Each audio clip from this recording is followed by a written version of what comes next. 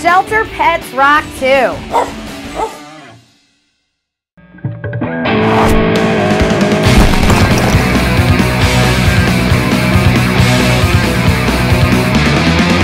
Hey, what's up? It's Mel Talyor, and a look at your rec news this week. First of all, Arcade Fire, they were big winners this year for Grammy Sad. They are going to release a deluxe edition of their Grammy-winning album, The Suburbs. 2 tracks have been added to the CD, and the set also comes with like kind of a funky making of documentary that is a short film being put together by Spike Jonze. You look out for that on June the 27th. Now, Radiohead, they released a limited edition single. It had 2 songs on it. So they did it on Record Store Day. A bunch of other bands kind of did the same thing. Well, if you were on their email list, you got an email that said, hey, you can also download it for free. Thanks for loving some Radiohead. If you're like, wait a minute, I'm on their email list. I haven't got anything. You might want to go check your inbox. It's actually 2 songs that weren't even on their newest record. Now, most random in music news, I think, today is that Queen guitarist Brian May is actually on Lady Gaga's new album.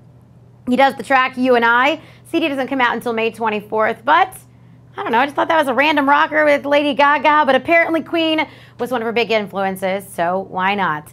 Blink-182 have bagged their summer tour in Europe. The band's official website pretty much said the guys need to hunker down and work on their new album. Said it's not really quite there to being finished yet, so they just really want to focus on that. But all the scheduled dates for Europe and any other dates they had scheduled will still be played, but probably not until 2012 sometime. Now, Velvet Revolver, they've been trying to find a singer for a very long time, and for some reason Slash always ends up popping up into my music news.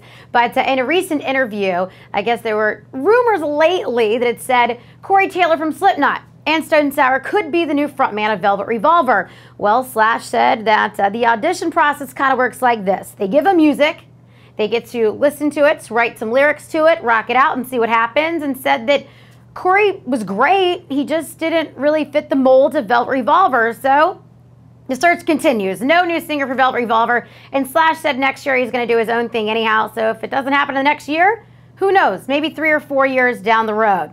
Coachella 2011 was a huge hit, but right before it wrapped up, the festival encrypted some type of message on Facebook that said, hey, you should save the date, July 30th, major concert announcement in LA, Rage Against the Machine, Muse, Rise Against, and other performers. No word yet on exactly what that concert's going to be, but hell, that's a good road trip, boat trip, air trip, whichever trip to go check it out. Foo Fighters have been pretty busy. You can still check out their performance if you'd like from the Ed Sullivan Theater. Dave Grohl and the rest of the guys, they rocked out, I guess, some black suits with skinny ties as they roared through their entire new album, Wasting Light. I guess you can check it out, CBS.com. It is still there. And also, they will be putting out their documentary. If you've seen it, awesome. If you haven't, well, then you'll get to be able to buy it and watch it over and over again. It comes out on DVD and Blu-ray sometime in June. Now, Soundgarden, those guys recently, if you are not a part of their SoundgardenWorld.com, well, then you might not have got the word that they've added 4 concert dates during the summertime. They are, of course, in studio now working on a new album. But if you're signed up for SoundgardenWorld.com, you get news first, and they might just be adding some new show dates. Wink, wink. What they say anyhow. They also said that getting back together was a complete, just, I guess, accident.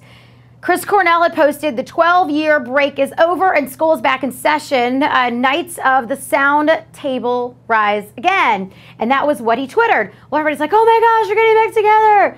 Well, not really. That's like the fan club name.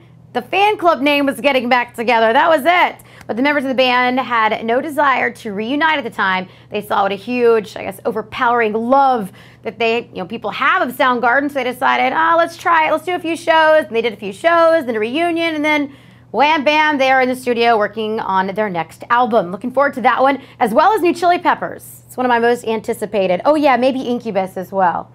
So many good albums coming out this year. That's a look at your music news this week. If you need anything, Mel Talyor at iHeartRadio.com, or you can check out Mel Talyor, or you can check out iHeartRadio, keyword Mel Talyor. There you go. It's been a rough week. That's a look at your rock news.